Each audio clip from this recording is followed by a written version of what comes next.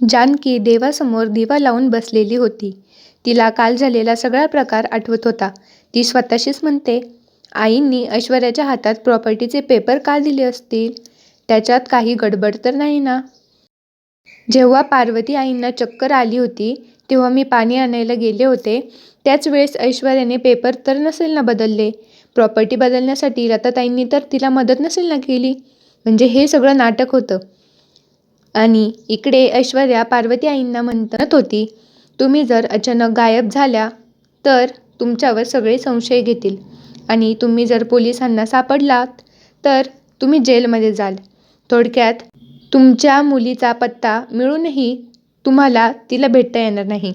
आता तूच ठरव, तुला जेलमध्ये जाऊन खडी फोडायची आहे की मुलीला भेटायचंय?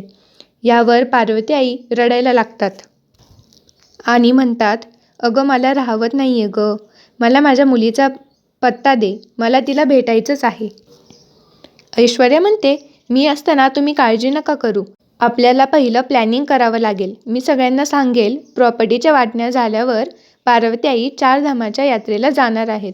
मग मी जाताना तुम्हाला तुमच्या मुलीचा पत्ता देईल. पण त्यानंतर माझी आणि तुमची ओळख नाही. त्यानंतर पार्वती आई त्यांच्या रूममध्ये निघून जातात. रूममध्ये गेल्यावर पाहतात तर तिथे जानकी असते. त्यांना आश्चर्य वाटते. तिथे गेल्यावर जानकी म्हणते, बसा, कारण सकाळी तुम्हाला चक्कर आली होती ना? पार्वती आई म्हणते, हो ना, कारण मला बीपीचा त्रास आहे. मग जानकी म्हणते, हो, मी कुठे म्हणते की नाही आहे, आणि तुम्ही खोटं बोलताय, नाटक करताय. पार्वती आई म्हणते, मी कशाला नाटक करू? जानकी म्हणते, म्हणून मी डॉक्टरांकडे जाऊन आले. ते म्हणाले टाईमवर औषधे घ्या, कोर्स पूर्ण करा, मग सगळा बीपीचा त्रास दूर होईल. मग जानकी पार्वती आईला गोळी देते आणि म्हणते, डॉक्टर म्हणाले जर कोणाला बीपीचे त्रास नसेल आणि त्यांनी गोळी घेतली तर त्या व्यक्तीचं काही खरंच नाही.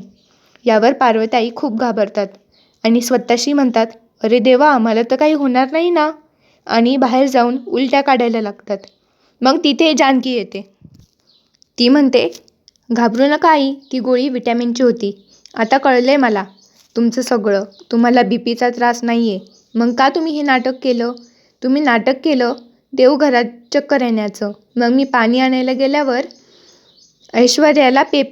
ऐश्वर्याने पेपर बदलले. का केलं असं तुम्ही? तुम्हाला काही वाटलं नाही का तुमच्यामुळे माझी आई माझ्यासोबत बोलत नाही आहेत? हे घर माझं आहे, आम्ही यात सोबत सण साजरे केलेत, एकत्र जेवलोत आम्ही. पण तुम्ही तर ह्या घराचे हिस्से केलेत, माझी माणसं दुरावलीत. जेव्हा तुमची माणसं दुरावतील ना तेव्हा तुम्ही हात पसरून रडाल. प्रत्येकावर वेळ येते आणि हा मी तुमचा खरा चेहरा सगळ्यांसमोर आणणारच. यावर पार्वती आई खूप घाबरतात. जानकी ऐश्वर्याच्या रूममध्ये जाते पण ती तिथे नसते. मग जानकी पेपर्स शोधायला सुरुवात करते. कपाटामध्ये पेपर शोधताना तिला एक फोटो सापडतो. तो फोटो असतो जानकीचा लहानपणीचा, तिच्या आईसोबतचा. जानकी म्हणते, हा फोटो ऐश्वर्याकडे कसं काय आला? तेवढ्यात ऐश्वर्या तिथे येते. मग जानकी तिला प्रश्न विचारते, माझा फोटो तुझ्याकडे कसं काय आला? सांग तू मला, हा फोटो माझा असून तू मला का नाही दिला? तुझ्याकडे का बरं ठेवला? ऐश्वर्या तिला म्हणते की मला काय माहीत हा कोणाचा फोटो आहे, असे ऐश्वर्या तिला उलटे उत्तर देते. मग जानकी रागात तिच्या 2 थोबाडीत मारते आणि तिला उत्तर विचारते. ऐश्वर्याचा गळा दाबत तिला विचारते, सांग, माझ्या आईचा फोटो तुझ्याकडे कसं काय? ऐश्वर्या म्हणते, पार्वती, आणि जानकीला धक्का देऊन पळून जाते. पार्वती हा शब्द ऐकताच जानकी म्हणते की पार्वती आईंना नक्कीच माझी आई माहीत असणार. मग जानकी पार्वती आईंकडे जाते पण पार्वती आई घरी नसतात. सगळे त्यांना शोधायला लागतात. शोधता शोधता जानकी एका मंदिरात जाते. तिथे पुजाऱ्याशी बोलते. मग पुजारी सांगतो की हो, एक बाई आल्या होत्या अशा. तेवढ्यात जानकीला पार्वती आई त्या मंदिरात बसलेल्या दिसतात. तर हा होता आजचा एपिसोड.